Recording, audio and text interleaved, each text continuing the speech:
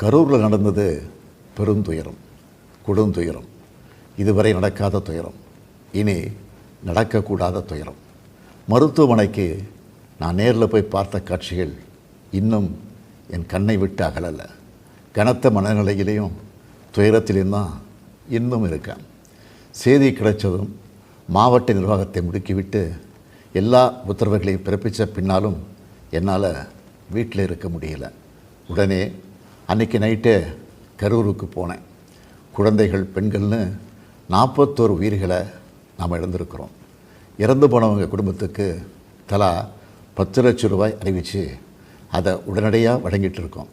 ஹாஸ்பிட்டலில் சிகிச்சை பெற்று வர்றவங்களுக்கு அரசு சார்பில் முழு சிகிச்சையை வழங்கி வரோம். நடந்த சம்பவங்களுக்கான முழுமையான உண்மையான காரணத்தை ஆராய முன்னாள் நீதியரசர் அருணா ஜெகதீசன் அவர்கள் தலைமையில் ஒரு நபர் விசாரணை ஆணையம் அமைக்கப்பட்டிருக்கு. ஆணையத்தோட அறிக்கை அடிப்படையில் அரசோட அடுத்த கட்ட நடவடிக்கையில் இருக்கும்னு உறுதியளிக்கிறேன். இதற்கிடையே சோஷியல் மீடியாவில் சிலர் பரப்புற வதந்திகளையும் பொய் செய்திகளையும் பார்த்துட்டு தான் இருக்கேன். எந்த ஒரு அரசியல் கட்சி தலைவரும் தன்னோட தொண்டர்களும் அப்பாவி பொதுமக்களும் இறக்கிறத எப்பொழுதும் விரும்ப மாட்டாங்க.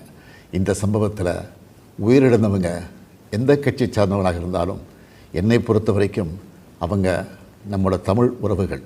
எனவே சோகமும் துயரமும் சூழ்ந்திருக்கக்கூடிய இந்த நிலையில் பொறுப்பற்ற முறையில் விஷமத்தனமான செய்திகளை தவிர்க்கணும்னு கேட்டுக்கிறேன். அரசியல் கட்சிகள், பொது அமைப்புகள் இது போன்ற நிகழ்ச்சிகள் நடத்தும்போது இனி வரும் காலங்களில் எத்தகைய பொறுப்போடு நடந்துக்கணும்ன்ற விதிமுறைகளை வகுக்க வேண்டியது நம்ம எல்லோருடைய கடமை. எனவே நீதியரசரின் ஆணைய அறிக்கை கிடைச்ச பிறகு எல்லா அரசியல் கட்சிகள், பொது அமைப்புகளோடு ஆலோசனை நடத்தி இதற்கான விதிகள், நெறிமுறைகள் வகுக்கப்படும்னு உறுதியளிக்கிறேன்.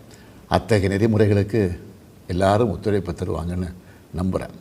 மனித உயிர்களே எல்லாத்துக்கும் மேலானது. மானுடப்பற்றே அனைவருக்கும் வேண்டியது.